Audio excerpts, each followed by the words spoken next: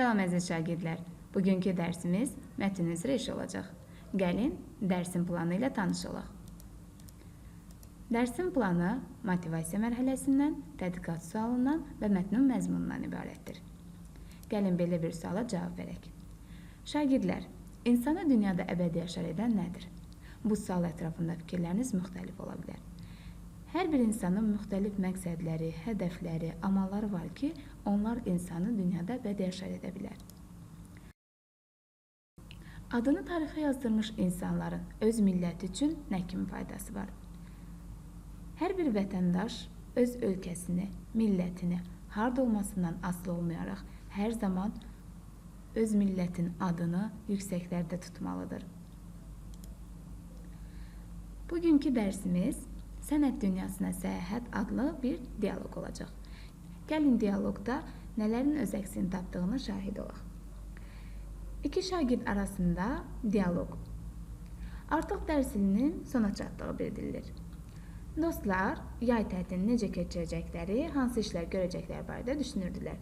Yoldaşlarından biri bildirir ki, mən Azərbaycanın müəyyən bölgələrini, Bakı ətrafı kəndləri səyahətə çıxacağım, yer adlarının mənşəyini öyrənmək istəyirəm. Və birdən-birə bu fikrə necə düşdüyünü aydınlaşdırır. Bildirir ki, keçən həftə Füzyat jurnalında səyyah Zeynalabdin Şirvani haqqında maraqlı bir məlumat oxuyur və Zeynalabdin Şirvani ömrünün 40 ilini səyahətə keçirdiyini, Avropa, Asiya və Afrikanın bir çox ölkələrini gəzdiyini, Hind və Atlantik okeanından keçərək 3000 adadan ibarət olan İndoneziyaya gedib çıxdığını bildirir. Və orada kitabxana muzeyinin olduğunu bildirir. Qeyd edir ki, təmkin təxəllüsü ilə şeirlər də yazılmış. Və bu təxəllüsün səfər zamanı tanış olduğu bir dərvişin onu təmkinlisən adlandırmasından sonra götürdüyünü bildirir. Və qeyd edir ki, ən böyük əsəri Kəşfül Məarif adlanır. Şirvani bu əsəri 28 il səyahətdə olduqdan sonra yazmışdır.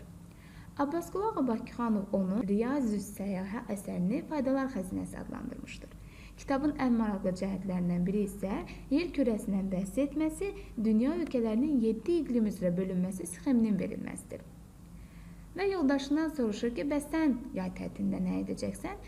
Digər yoldaşı isə bildirir ki, mən vaxtımın daha çoxunu ədəbiyyat və incəsənətimizlə, söz ustalarımızla bağlı maraqlı faktları toplamaqla keçirəcəyim və özünün gələcəkdə ədəbiyyatşünas olmasını istədiyini bildirir. Və yoldaşı da onun fikri ilə razılaşır. Ən sonunda qərara gəlirlər ki, və Sədinin sözləri ilə sonda belə bitirirlər ki, dünyada qızıldan saray qoyub getməkdənsə, yaxşı ad qoyub getmək daha vacibdir və hər ikisi bir-birinə uğur diləyirlər.